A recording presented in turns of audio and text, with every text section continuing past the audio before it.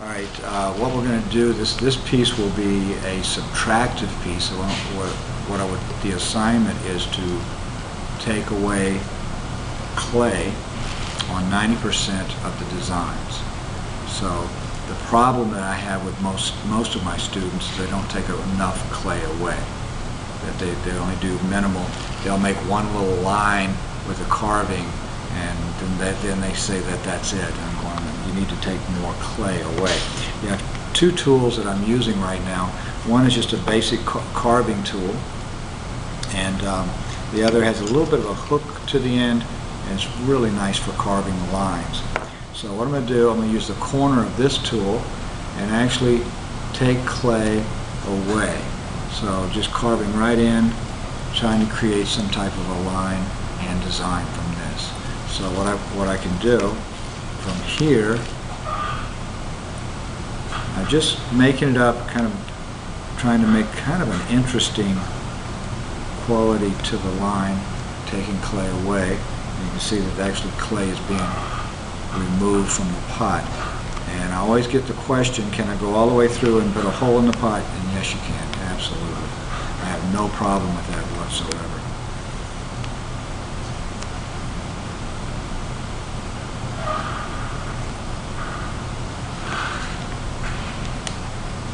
And this pot has set out to dry for about 5 hours. This is not freshly made, so the drier the clay, the easier it is to carve. And I even like to carve into perfectly dry clay. Instead, this is about half dry, half wet. This is would be considered leather hard, and it's just really perfect for carving. When it gets really dry, the hook tool works really well going into dry clay. It'd be a little bit more difficult to carve a large line coming out of the clay, a large design, when it's completely dry. But after it is dried, it's very, very nice for carving. I like to carve dry clay. You get a different quality of line whenever it is completely dry. I never know exactly what I'm going to do. I like to try to react to the piece. What does a piece need instead of what do I need when I'm doing this carving? And when you're carving a smaller line,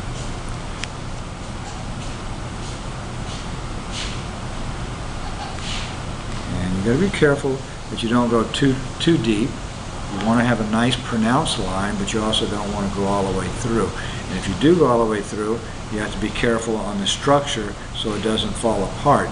You wouldn't want to go all the way through on all these lines or the whole piece will fall apart. So this clay is about 1/4 inch thick, maybe a little bit less, so I don't want to go any deeper than what I have right now. And I do want to go all the way around. I want to go carry that all the way through. You can carve the interior if you choose. I've already got my name on the bottom, so you want to make sure that that's taken care of as well.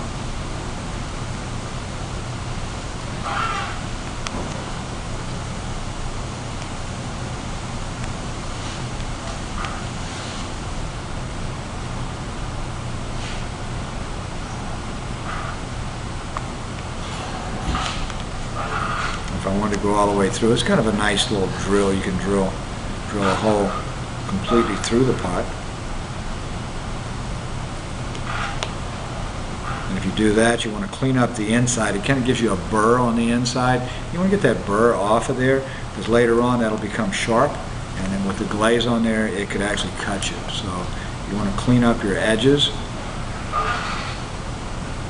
And it doesn't have to be a geometric, it could be organic shape, but if you do a hole, you want to make sure you clean it up, and so you can have a hole all the way through it. So if you have one hole, that means you need to repeat that and have different holes throughout the entire piece would be nice. If you're going to do cutouts, subtracting the clay, you want to at least have about 1/4 inch of clay between the two cutouts. So I'm going to leave at least a 1/4 inch of clay between these two holes, and if I did more cutouts around the piece, at least a 1/4 inch of clay to support so that it does not completely fall apart. Your piece doesn't fall apart. Clean it up, go to the inside, clean up those burrs of clay. You can smooth them down, pull them off. Look inside the hole, the clay will start clogging back up. So you just have to do a little maintenance here to kind of clean it up and make it look nice. Unless your piece is asking to have that burr of clay, which sometimes it does. So it would depend on what you're doing and what you're trying to say with the piece.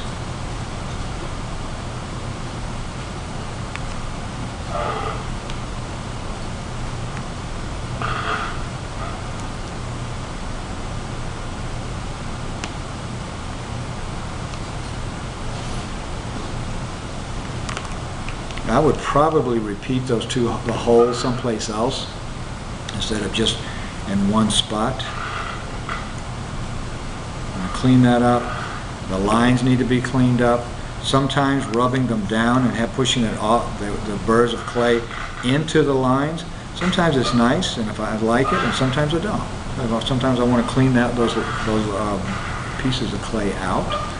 I would go back in and just redo the lines themselves, go back over them several times.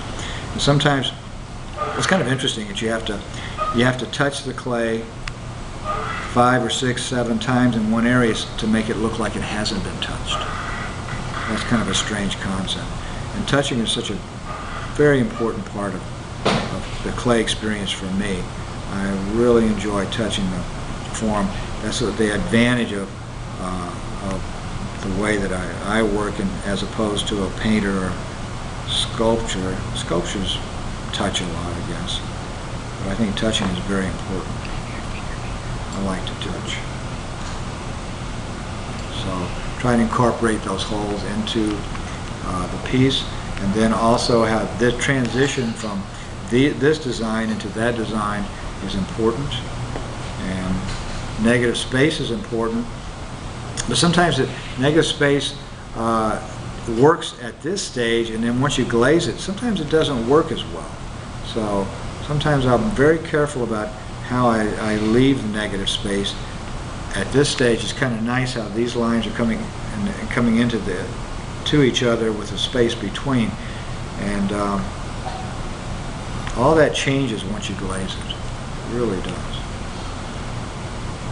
So right now, this section is not working as well as the section with the sharper lines. So I'll probably bring some sharper lines into this section right here. Do some type of work back in. But I think you get the gist that a subtractive method, you should actually take away clay. That some students will draw a line, they'll take the point of something and put a line in like that, and I don't consider that as subtracting clay. You actually need to have a little clay come off the pot.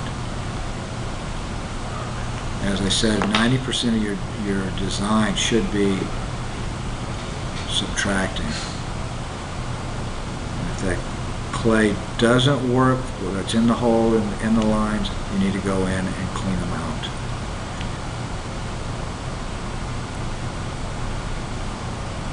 After the piece is dry, you want to fill it, and then if it still bothers you, if it feels too sharp, take a piece of sandpaper and sand those sharp edges off before the bisque firing. I'm trying to see where can I incorporate another hole. Probably right in here. Taking the sharp edges off, which is in the future will be sharp edges. Right now it's soft clay and it doesn't feel sharp, but it will be after the glaze form. So where else? Got 2 holes here, one there, probably one toward the bottom would be nice. Plug a hole there, and you don't have to have holes. It's up to you. What you want to do. So it's getting close. It's not there. I think I would probably do some more carving. I like, right now I think the sharper lines with the hook tool is working pretty well.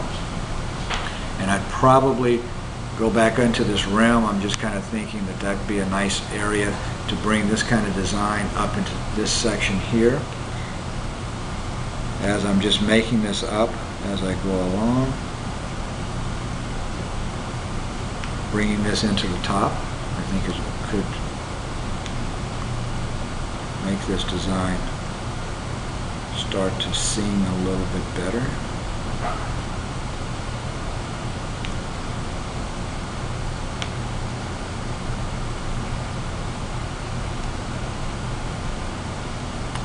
Kind of nice. It's kind of nice coming around this edge and then maybe not having this edge